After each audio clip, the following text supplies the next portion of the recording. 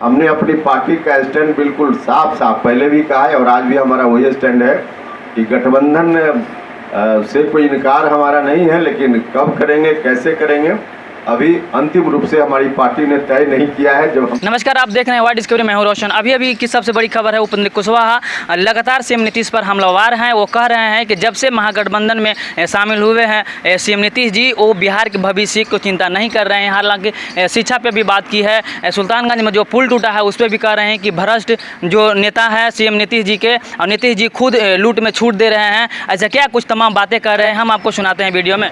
तो आप सभी का स्वागत है, शुरू करते हैं। देखिए, मुख्यमंत्री जी 2-2.5 साल पहले तक बिहार के मुख्यमंत्री भी थे और अपनी पार्टी के राष्ट्रीय अध्यक्ष भी हुआ करते थे। 2020 से विधानसभा चुनाव के बाद उन्होंने अपनी पार्टी के राष्ट्रीय अध्यक्ष का पद छोड़ दिया, यह कहते हुए कि दोनों जवाबदेही एक साथ संभव नहीं है। आप सब लोगों को याद होगा, मुख्यमंत्री का भी दायित्व और पार्टी के राष्ट्रीय अध्यक्ष का भी दायित्व, दोनों काम एक साथ संभव नहीं है। इसलिए उन्होंने प्राथमिकता दी मुख्यमंत्री पद की और राष्ट्रीय अध्यक्ष पद को छोड़ दिया। हम लोग को भी, यद्यपि हम लोग उनसे अलग थे, तब यह बात ठीक लगी थी कि चलिए, जनता ने जिस व्यक्ति को मुख्यमंत्री बनाया है और मुख्यमंत्री पद की जवाबदेही को समझते हैं और उसके चलते उन्होंने दूसरे दायित्व को छोड़कर इस दायित्व को प्राथमिकता दी। बहुत ही अच्छा काम हुआ, उन्होंने अच्छा काम किया और अब सरकारी कामकाज पर ज़्यादा ध्यान देंगे, जनता की समस्याओं के निराकरण में अधिक समय दे पाएंगे, ऐसा हम लोगों को भी लगा था। ठीक ही किया था उन्होंने। लेकिन अभी लगभग 2 साल से, मतलब 2022 की शुरुआत से ही साफ साफ दिख रहा है, महागठबंधन में गए, गठबंधन का बदलाव उन्होंने किया पिछले 7 साल के अगस्त महीना में। उसके 6 महीना पहले से यह बात अंदर अंदर दिख रही थी कि सरकारी काम में से ज़्यादा दूसरे कामों में रुचि लेने लगे थे, और जिसका नतीजा सब लोगों के सामने है। अभी तो कुछ दिन से साफ साफ यह बात दिख रही, और कई बार तो बोलकर भी और संकेत में भी अनेक बार मुख्यमंत्री जी यह बात बताते रहे कि अब उनको मुख्यमंत्री के रूप में काम करते हुए मन नहीं लग रहा, और एक्शन में मुख्यमंत्री पद का जो दायित्व है उससे ज़्यादा दूसरे कार्यों में दिखते हैं। और पॉलिटिकल इवेंट जो अभी पटना में हुआ, राजनीतिक दृष्टि से कितना महत्वपूर्ण इवेंट है नहीं है अलग विषय है, लेकिन उस इवेंट और उस इवेंट की तैयारी में पृष्ठभूमि बनाते हुए पिछले कई महीनों से मुख्यमंत्री जी जिस रूप में इन्वॉल्व रहे हैं, सरकार का जो काम होता है वह काम, एक तरह से कहिए कि मुख्यमंत्री पद की जवाबदेही से नीतीश जी ने अपना मुंह फेर लिया है। बिहार की जनता को सीधे भगवान भरोसे छोड़ दिया है। सरकारी काम में आज की तारीख में उनकी कोई रुचि नहीं, और इसका नतीजा है जहां मुख्यमंत्री जी लगातार व्यस्त हैं, तो नीतीश जी व्यस्त, पूरा उनका प्रशासन तंत्र भ्रष्ट, उनके कार्यकर्ता पूरे तौर पे पस्त, और बिहार की जनता त्रस्त है। आज परिणाम इस रूप में हम लोग देख रहे हैं। एग्जाम्पल के लिए कुछ घटनाओं की हम चर्चा करें।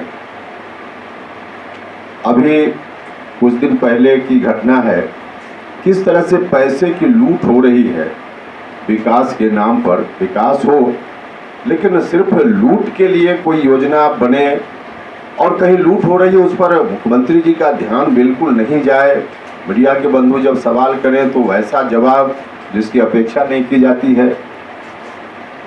हमारा दायित्व बनता है एक राजनीतिक कार्यकर्ता होने के चलते और नागरिक होने के कारण, इस तरह की जो स्थिति है, इस स्थिति को जनता के मुद्दों को दबने न दिया जाए। इस राजनीतिक जो चमक दमक है, पॉलिटिकल इवेंट की चर्चा चारों तरफ, लेकिन जनता के सवालों को भी दबने नहीं देना चाहिए। वह बात भी प्रमुखता से आती रहनी चाहिए। इसलिए कुछ एग्जाम्पल हम आपके समक्ष रखेंगे और उसी एग्जाम्पल के क्रम में अभी जो भागलपुर के पास जो सुल्तानगंज में पुल बन रहा है, पुल जिस तरह से ध्वस्त हुआ, एक बार नहीं दो बार हमारी पार्टी की टीम वहां गई थी। जो तकनीकी ज्ञान रखने वाले लोग हैं तो टीम वहां गई थी और अभी 2-4 दिन पहले एक रिपोर्ट आई है। IIT रुड़की सरकार ने कहा कि हम जांच का दायित्व तो उनको देते हैं, तो रिपोर्ट आई है, उसमें कहा गया है जो कुछ भी बातें कही गई है, तो उस संदर्भ में इंजीनियर हेमंत जी हैं मेरे बगल में बैठे हुए, तो इंजीनियर हैं, तकनीकी ज्ञान रखते हैं, इनके नेतृत्व में पार्टी की टीम गई थी। मामला तकनीकी है, इसलिए 2-4 मिनट में अपनी बात उस संदर्भ में रखेंगे और फिर हम अपनी चर्चा करेंगे। तो आप जरा जी नमस्कार। पिछले 2022 में 30 अप्रैल को सुल्तानपुर के तरफ से 2 पिलर नंबर 4 और 5 गिरी थी, जो भागलपुर सुल्तानपुर और अगवानी ब्रिज बन रही है। तो उस समय ये कहा गया था कि कुछ हवा आने की वजह से अंदर आया था, जिसके वजह से वो पुल का काम बाधित हुआ और वो स्ट्रक्चर पूरी तरह फिक्स नहीं हुआ था, इसलिए वो गिर गया। फिर 4 जून 2023 को जब बिना हवा, पानी और आंधी के वो पुल अपने आप भरभरा कर गिर गई, तब हमारी टीम की तरफ से राष्ट्रीय अध्यक्ष जी के आदेशानुसार जब हमने वहाँ विजिट किया तो हम यही पाए कि वहाँ का काम जो है बहुत ही अनबने ढंग से किया जा रहा था, बस खाना पूर्ति की जा रही थी, क्योंकि 2022 में पुल को कंप्लीट करके देना था, लेकिन उसको एक्सटेंशन मिला और 2023 तक का काम कंप्लीट करके देना था। अभी कुछ दिन पहले जो रिपोर्ट आई, पहले हम बता दें कि उसका जो डिज़ाइन किया है वो कनाडा की कंपनी है मैकेनी, जो कि वर्ल्ड की नंबर 1 डिज़ाइनर है और 80% जो इंडिया में पुल बन रहा है वही डिज़ाइन कर रहा है। उसके कंसल्टेंट हैं जो कि देखभाल करने के लिए रखा गया है, वो रॉडी कंसल्टेंट है जो हर एक स्टेप पे उन पे नज़र रखना होता है। और जो उनके ठेकेदार हैं SP सिंगला, जो कि बिहार सरकार के 80% पुल का जिम्मा उनको दिया जाता है। अभी दीघा सोनपुर जो पुल बनने वाला है उसका भी ठेका उन्होंने ले रखा है। अभी क्या हो रहा है कि पुल गिरने का वजह एक तो सौभाग्य है कि पिलर नंबर 8 और 9 के बीच में ज्वाइंट था, सेगमेंट कनेक्टेड नहीं था। अगर वो कनेक्टेड रहता तो पूरा का पूरा पुल साफ हो जाता, गिर जाता। तो कहीं ना कहीं इसमें पूरी तरह सरकार का फेलियर है। जो कंसल्टेंट कंपनी है वो पूरी तरह इन्वॉल्व है इसके भ्रष्टाचार में। कंस्ट्रक्शन वाले तो है ही, डिज़ाइनर पे कहीं दोष नहीं दिया जा रहा है। अभी रिपोर्ट आ रहा है कि डिज़ाइन ही गड़बड़ थी। तो कोई भी पुल का डिज़ाइन अगर होता है जो DPR बनाता है, उसको IIT रुड़की या IIT जो भी हो वो अप्रूवल देता है, तभी पुल पे काम चलता है। भ्रष्टाचार यहाँ इतना है कि जो कंपनी एक पुल निर्माण निगम से अगर वो कनेक्टेड है, लेकिन अगर आप उठा के देख लें, एक रॉडी कंसल्टेंट जो इसका सुपरविजन कंपनी कर रही थी, इंजीनियरिंग सर्विसेज प्रोवाइड कर रही थी, मतलब कि उसका एक एक पॉइंट उसको चेक करना था और हर एक स्टेप का साइन करके उसको देना था, तभी वो आगे काम बढ़ता। कहीं से भी उसका नाम नहीं आ रहा है, तो कहीं ना कहीं ये डाउट होता है कि आप अपने लोगों को बचा रहे। साथ में साथ उस डिपार्टमेंट के जूनियर इंजीनियर से लेके superintendent engineer, executive engineer, secretary, deputy secretary, MD, CMD, सब मंत्रालय से हर एक का फाइल नोट लगता है, हर एक जगह उनको साइन करना होता है, तभी काम आगे बढ़ता है। आज कहीं किसी का नाम नहीं लिया जा रहा है, मात्र एक आदमी का नाम लिया जा रहा है, एसपी सिंगला का, बलि का बकरा उसको बनाया जा रहा है। अगर कहीं गड़बड़ है तो ये चारों एजेंसी के ऊपर होना चाहिए, सबके ऊपर जवाबदेही देना चाहिए। और ये लोग लगभग जो 2000 करोड़ रुपया खर्च हुआ है, इसका हिसाब या जिसका इसमें दोषी पाए जाते हैं उनसे वापस लेके जनता को उसका जो खर्च है खून पसीने की वो उनको मिलना चाहिए। बाकी सर बताएंगे ये बताएंगे। देखिए, इस संदर्भ में मोटे तौर पे जब डिजाइन में फॉल्ट था तो पहली बार पिलर गिरा, आगे काम कैसे जारी रह गया, उसी वक्त काम पर रोक लगना चाहिए था। कहा गया सरकार की ओर से उस वक्त के आईआईटी रुड़की को जांच की जवाबदेही दी गई है क्यों गिरा था, तो जांच की रिपोर्ट आई नहीं और काम जारी रह गया। जांच की रिपोर्ट आने तक कम से कम इंतजार करना चाहिए था, तो नहीं इंतजार किया गया, काम जारी रह गया, फिर से गिर गया।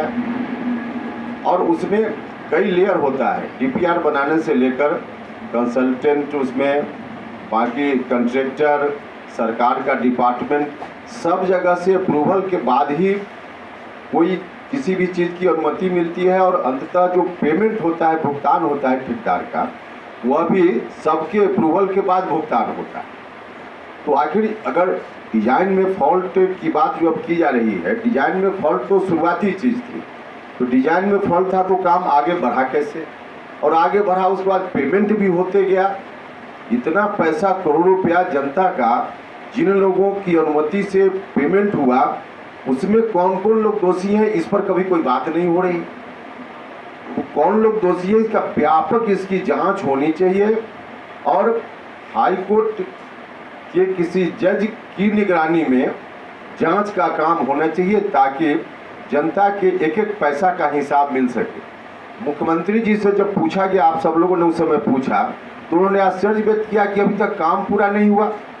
काम पूरा होने की बात, काम पूरा हो जाता, सौभाग्य से पहले कुछ हो गया, अन्यथा पुल चालू होता तब होता तो बड़ा हादसा हो जा सकता।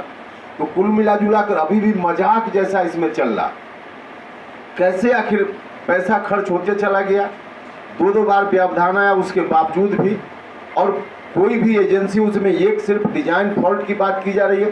तो डिजाइन का तो अप्रूवल जहाँ से भी हो तकनीकी रूप से, किन किन लोगों ने अप्रूव किया, फिर कैसे सैंक्शन हो गया, फिर कैसे पैसा खर्च होते गया, पेमेंट होते गया, इन तमाम चीज़ों की जांच होनी चाहिए। और मुझको लगता है कि इसमें बड़ी मिली भगत, अगर जांच के बाद परिणाम आएगा तो दिखेगी कि बड़ी मिली भगत है। और इसमें जो एजेंसी इन्वॉल्व है, हमारी आशंका आगे के लिए भी है कि सिर्फ इसी प्रोजेक्ट में नहीं बल्कि बिहार में और कई जगह जो प्रोजेक्ट अभी शुरू होने वाला है या शुरू हो चुका है, उसमें भी इन लोगों का इन्वॉल्वमेंट है। अब अगर यही स्थिति आगे भी रही तब क्या होगा, सीधे सरकारी धन की लूट। मुख्यमंत्री जी अब जैसा कि हमने कहा, ये अब अपने दायित्वों को छोड़कर दूसरे काम में लग गए हैं। इन चीज़ों पर ध्यान नहीं देने का मतलब है कि लूट की छूट इन्होंने डायरेक्ट या इनडायरेक्ट दे दी है। इसलिए हम मुख्यमंत्री जी से आग्रह करते हैं कि जनता ने जो जवाबदेही आपको फिलहाल दी है 5 साल के लिए, कम से कम उतना दिन तक जनता के प्रति जो जवाबदेही उसका निर्वहन ईमानदारी से कीजिए।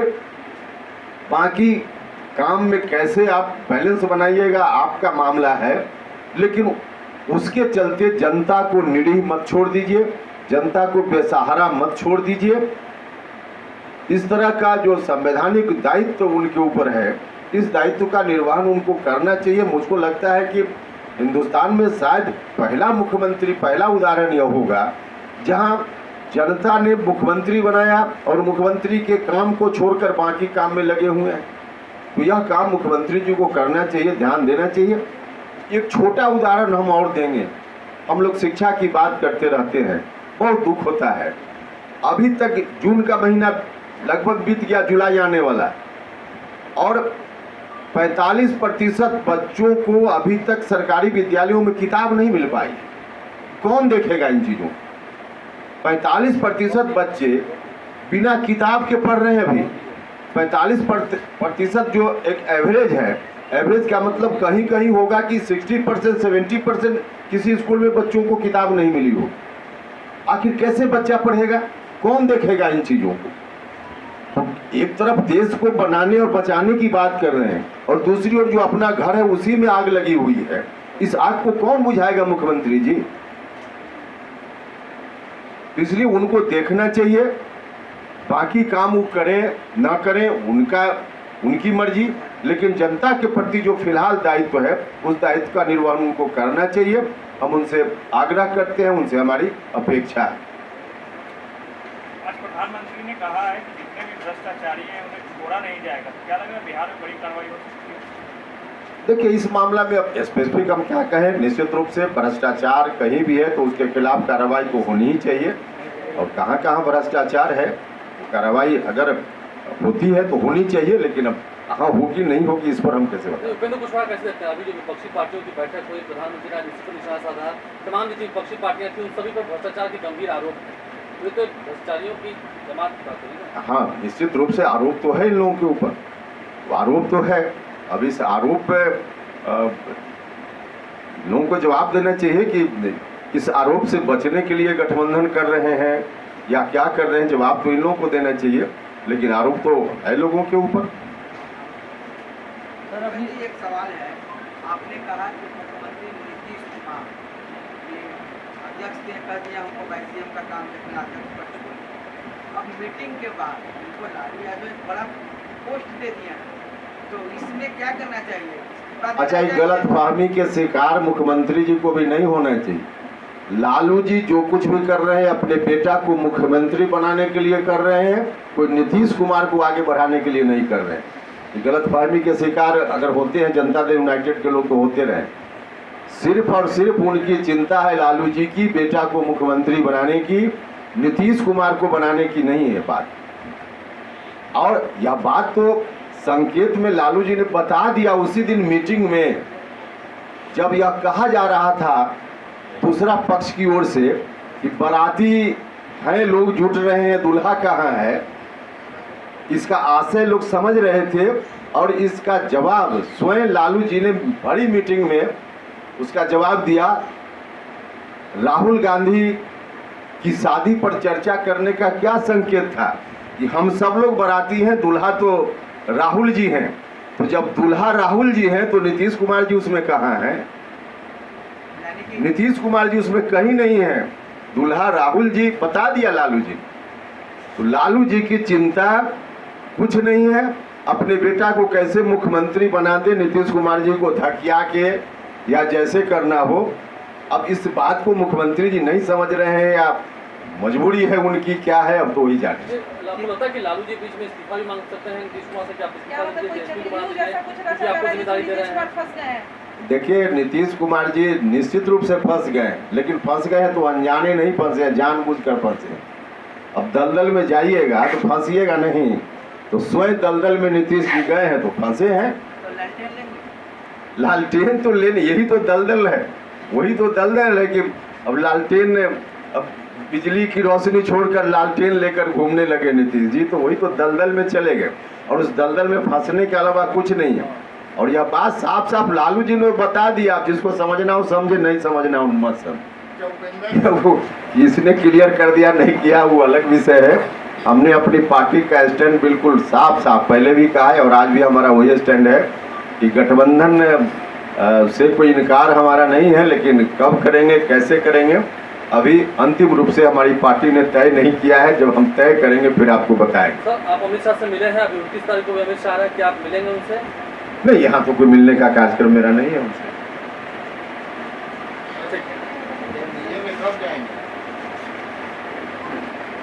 नीतीश जी को भगाइएगा जाएगा? नीतीश जी तो अब जहाँ चले गए वहाँ से न निकलना संभव है उनके लिए, न उगलना संभव है। कुछ भी संभव। सांप से सुंदर वाली आई।